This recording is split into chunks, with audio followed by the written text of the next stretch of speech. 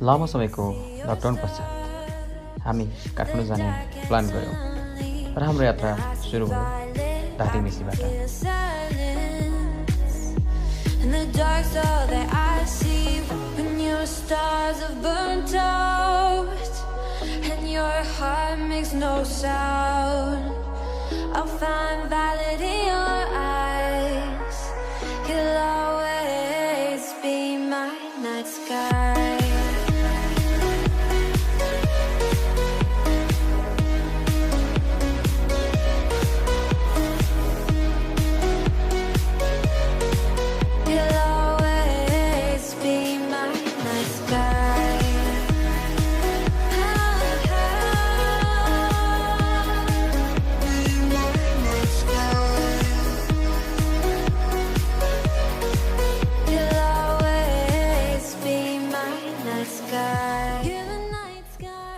यो चाहिँ मलेखु धादिङ बेसी सडक खण्डको सबैभन्दा खतराको घुम्ती। यहाँ दुईवटा घुम्ती रहेको छ। यो घुम्ती एकदमै खतरा रहेको छ। यताबाट जाँदाखेरि उतापट्टिबाट आइरहेको गाडी अर्थात् बाइकहरू केही देख्न सकिँदैन।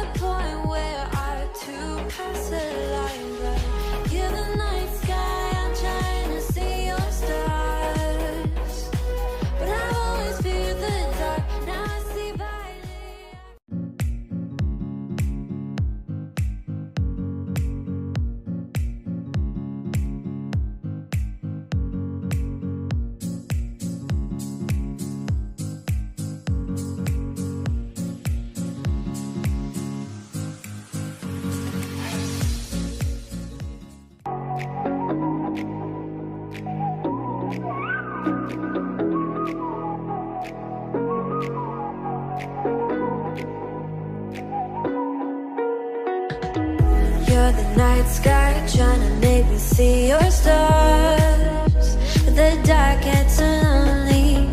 Now I see violet, I can feel silence, and the dark's all that I see. When your stars have burnt out and your heart makes no sound, I'll find violet in your eyes. You'll always be my night sky.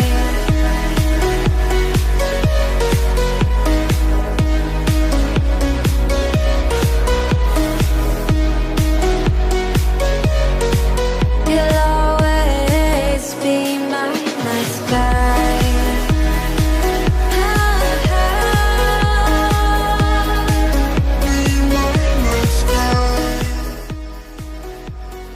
यो चाहिँ बुङचुङ सिद्धालय गाउँपालिका अन्तर्गतको ठाउँ रहेको छ। बुङचुङ तरकारी supply गर्ने मुख्य ठाउँहरू मध्येको एक ठाउँ हो धादिङको बुङचुङ।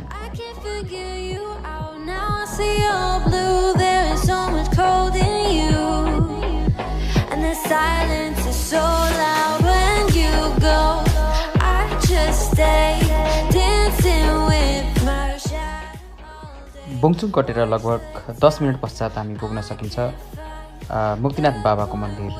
यो पछिल्लो समय धादिङमा एकदमै प्रसिद्ध मन्दिर हो मुक्तिनाथ बाबाको मन्दिर।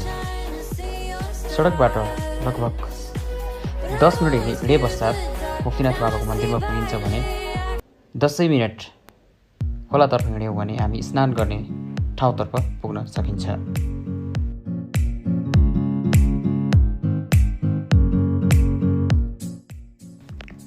मुक्तिनाथ बाबाको मन्दिर कटे पश्चात केही समय पश्चात नै पानी पर्न सुरु गर्यो।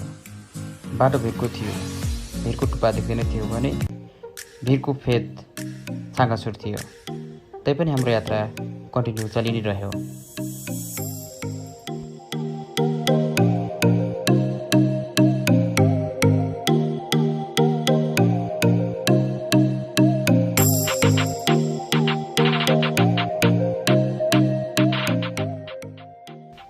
भिर, कुना, कन्दरा, साँगुरो बाटो अनि घुम्तीहरू पार गर्दै हामीले कालुपाण्डे राजमार्ग पार गऱ्यौँ र पृथ्वी राजमार्गतर्फ हामी प्रस्थान गर्दै थियौँ।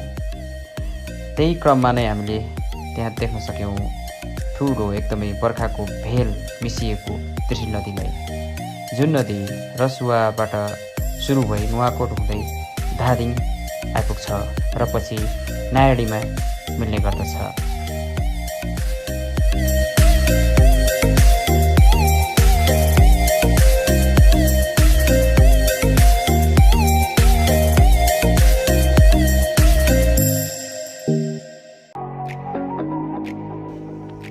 अब हामी जोडिँदै थियौँ पृथ्वी राजमार्गतर्फ, जुन राजमार्ग तराईबाट काठमाडौँ जोडिने सबैभन्दा मुख्य राजमार्ग रहेको छ।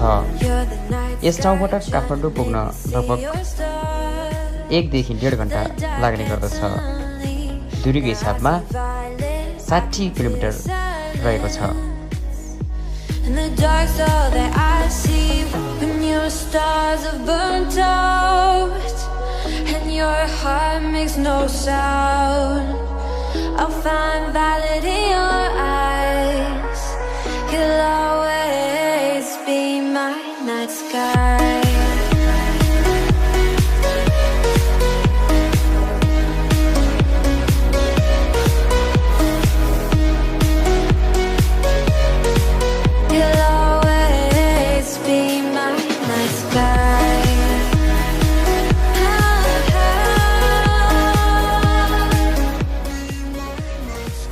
मलेकुबाट हिँडेको केही समय पश्चात हामी पुग्यौँ गजरी। पानी कन्टिन्यू परि नै राखेको थियो, यो रोकिनेवालामा थिएन। त्यस कारणले गर्दा हामीले रेस्ट पनि नगरे सोच बनायौँ। पानी रोकिने अवस्था थियो भने रेस्ट गर्दा पनि केही हुने थियो होला, र पानी नरोक्ने अवस्था आए पश्चात हामी कन्टिन्यू रूपमा अगाडि नै बढिराख्यौँ रेनकोट ओढेर नै।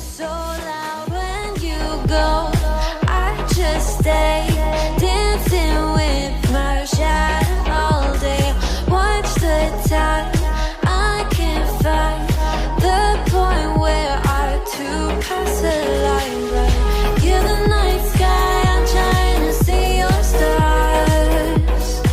But I've always feared the dark, now I see violet.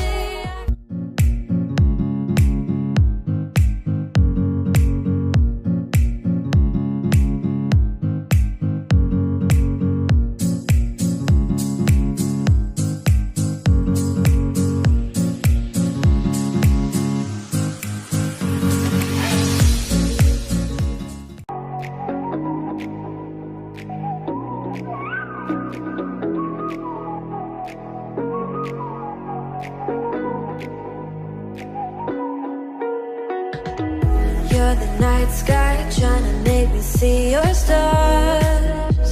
But the dark gets lonely, now I see violet, I can feel silence. And the dark's all that I see when थोरै पानी रोकियो। त्यस बखत हामी पुगिसकेका थियौँ गल्सी, जुन ठाउँबाट 2वटा राजमार्ग छुट्टिने गर्दछ।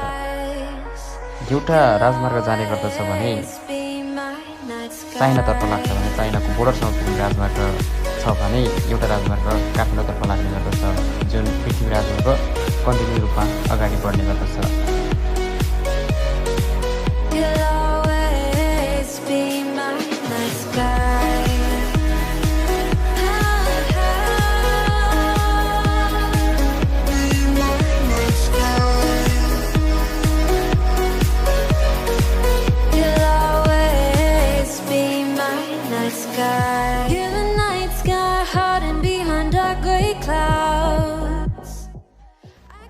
तत्पश्चात हामी पुग्यौँ धार्की। यो नाम सायद कमैले होला नसुनेको, किनभने काठमाडौँको लगभग 70% तरकारीको आवश्यकता यो ठाउँले परिपूर्ति गर्ने गर्दछ। यहाँबाट 2वटा बाटो भएर हामी राजधानी अर्थात् काठमाडौँ जोडिन सक्छौँ।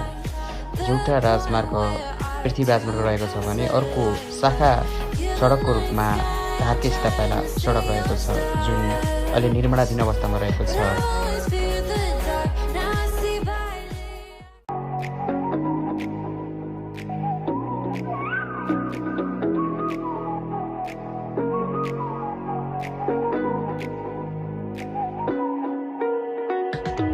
You're the night sky, trying to make me see your stars. But the dark gets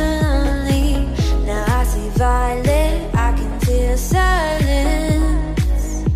In the dark's all that I see. When your stars have burnt out and your heart makes no sound, I'll find violet in your eyes. You'll always be my night sky.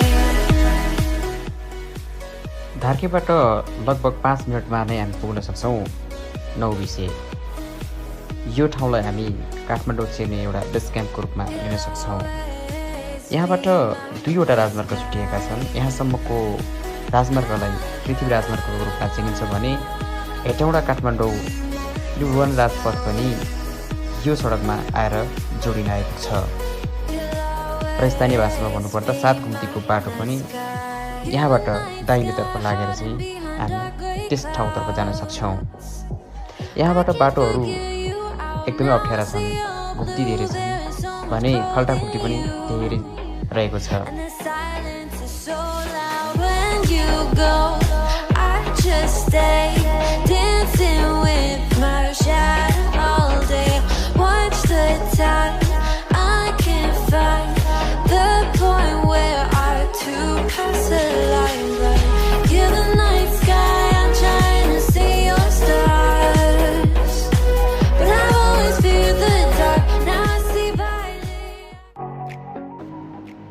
यो चाहिँ नागढुङ्गाको फेदी सुस्ने खोला र यो ठाउँबाट नै प्रस्तावित सुरुङ मार्ग काठमाडौँ जोडिने नागढुङ्गा जोडिने सुरुङ मार्ग यहाँबाट नै सुरु हुनेछ। प्रस्तावित सुरुङ मार्गको ठाउँ रहेको छ।